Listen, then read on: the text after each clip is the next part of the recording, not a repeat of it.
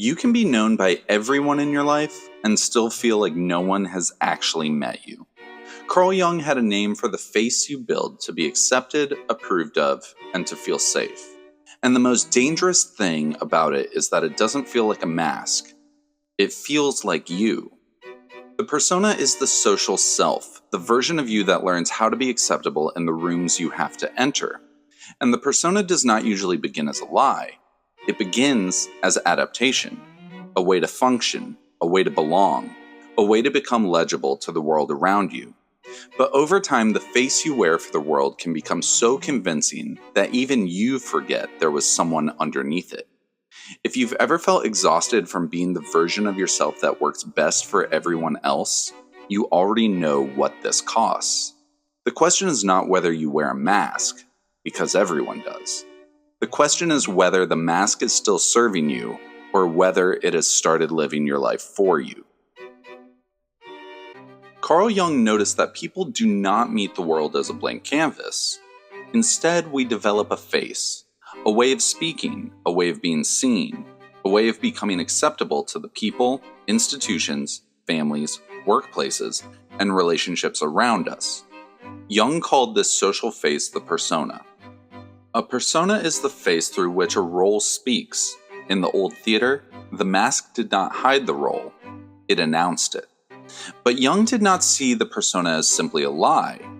That is the first mistake. The persona is not just pretending. In many ways, it's very necessary. A person needs some way to move through the world. You cannot bring every private feeling into every public situation. You cannot be equally exposed with a stranger as you are with a parent, a boss, a lover, a client, or a friend. The persona helps us adapt. It helps us become legible. It helps us answer the question every social world asks, even when it doesn't ask it out loud. Who are you allowed to be here? At work, the persona may become competence. In family, it may become peacekeeping. In friendship, it might become humor. In romance, it might become charm. In public, it might become composure. A persona is the part of the self that learns the rules of the room. The problem begins when the room becomes the whole world, when the role no longer feels like something you use, but something you are, when the mask becomes so successful that taking it off begins to feel like failure. Jung was interested in that danger, not because the persona is bad, but because it can become too good at its job. It can win approval, it can protect you from rejection, it can help you succeed, it can make other people comfortable, and because it works, you keep wearing it, until one day, the face that helped you belong becomes the thing that keeps you from being known. So if the persona is useful, why does wearing it start to feel like disappearing? Because the persona becomes painful when it starts getting rewarded. For instance, you become the easy one, so people expect you not to have needs. Or you become the responsible one, so rest starts feeling like failure. Or you're known as the calm one, so anger has nowhere to go. And the strange part is, you may not have chosen any of this consciously. The role formed around what was rewarded. Approval taught you where to stand. Love taught you what not to show. You're the person everyone calls when something goes wrong, but when something goes wrong for you, you don't call anyone. That is how a role becomes a hiding place. Not all at once, and not dramatically. You simply become so good at being needed that needing someone else begins to feel like a failing. At first, the role helps you belong. Later, it may become the room you cannot leave. A child learns which version of themselves receives love, whether that's the quiet one, the impressive one, the helpful one, the obedient one, the talented one, the one who causes no trouble, the one who makes everyone laugh, the one who needs very little. Over time, the person may confuse the rewarded self with the whole self. Not because they're foolish, but because the world kept giving applause when they disappeared correctly. That is why role exhaustion can feel so hard to explain. Nothing obviously terrible has happened. You may be liked, praised, needed, successful, and still something in you feels tired of being translated into a version other people can easily receive.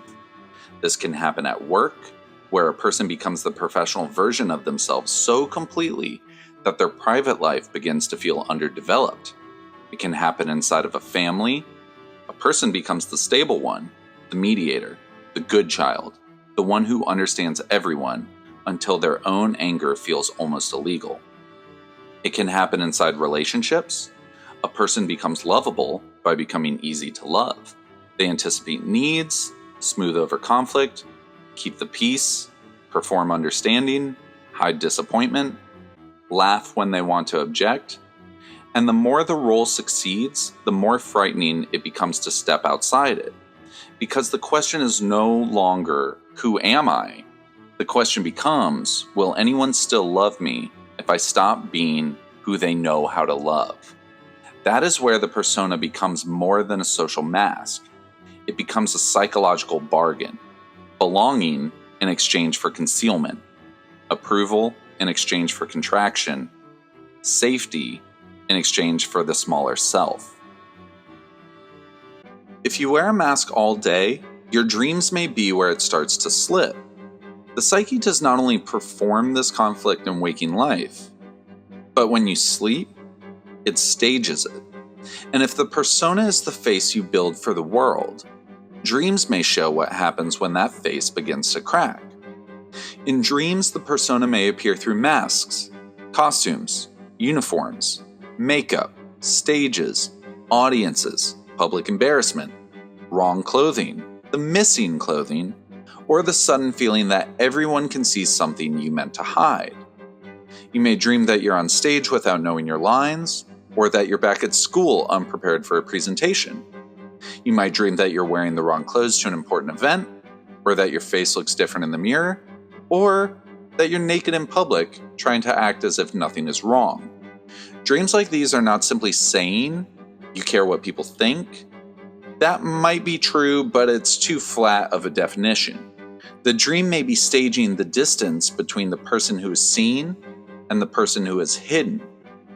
It may be showing the anxiety of being exposed outside the role. It may be asking what happens when the costume fails. When the psyche cannot say, I'm tired of performing, it may give you a stage, an audience, and a costume you can't take off. That's why dreams of public embarrassment can feel so intense. The dream is not only about embarrassment, it's about the terror of being seen outside the role that usually protects you. The wrong clothes, the missing script, the changing face, the audience that won't look away. These images may be asking the same question in different costumes. Who are you when the performance fails? There's a difference between visibility and exposure. Visibility says people can see me, where exposure says people can see what I was trying to keep out of sight. The persona is built to manage visibility. But dreams often show us exposure. They place us in the room before we're ready. They put us on stage without the script.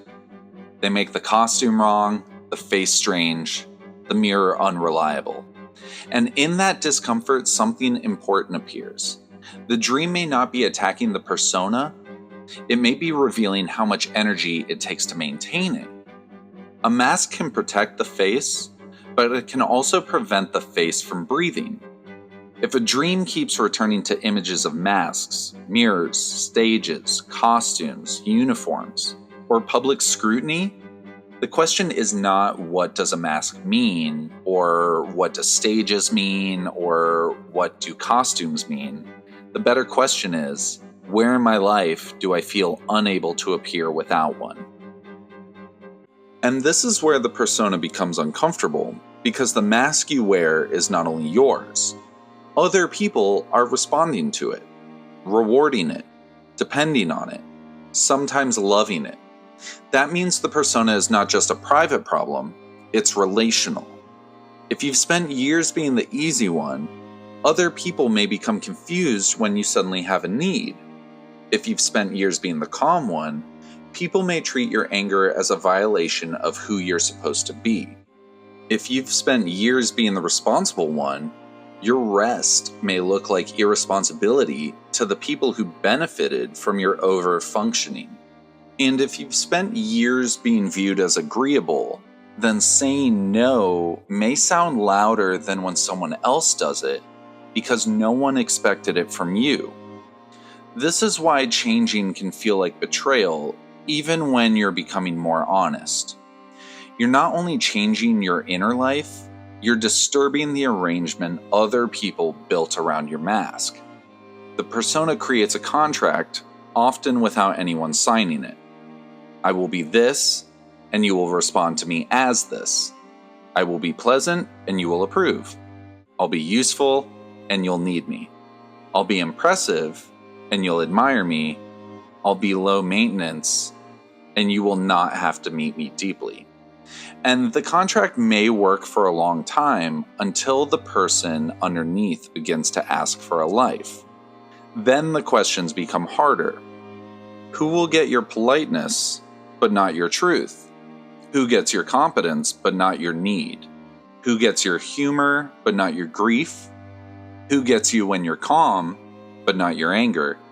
Who gets your charm, but not your uncertainty?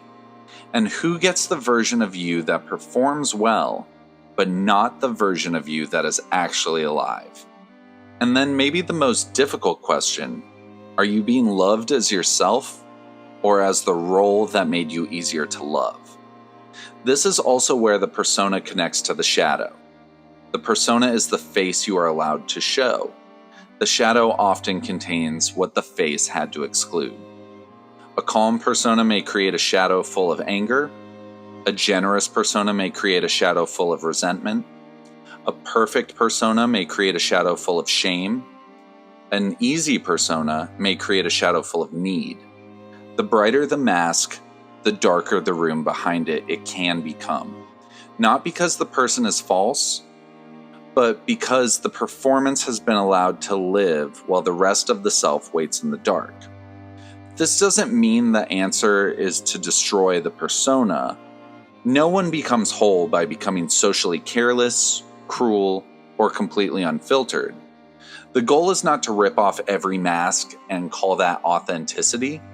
The goal is to remember that the mask is not the whole face. A healthy persona can help you move through the world, where an unhealthy persona replaces the person moving through it. You can feel the difference in the body. It can feel like exhaustion, resentment, the feeling that everyone knows you and no one knows you, the fear that if you stop performing, love will stop arriving. This is why persona work can feel lonely. You may not be losing people because you're becoming worse. You may be losing the arrangement that depended on you staying smaller.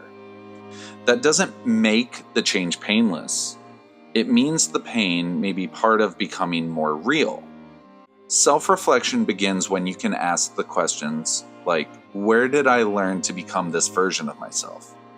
Who rewarded it? Who needed it? What did it protect me from?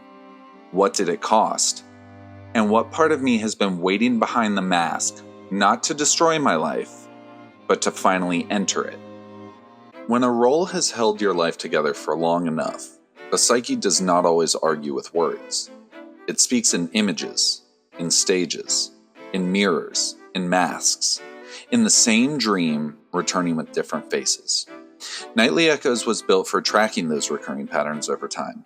And if you want to explore the messages your subconscious is sending you, then you can do that at nightlyechoes.com. And remember, the deeper question is not whether you're wearing a mask. The question is whether you remember who you were before the mask learned your name, or whether you have become the version of yourself that works best for everyone else. Thank you for watching. I sincerely hope you enjoyed this video, and if you did, please be sure to like and subscribe.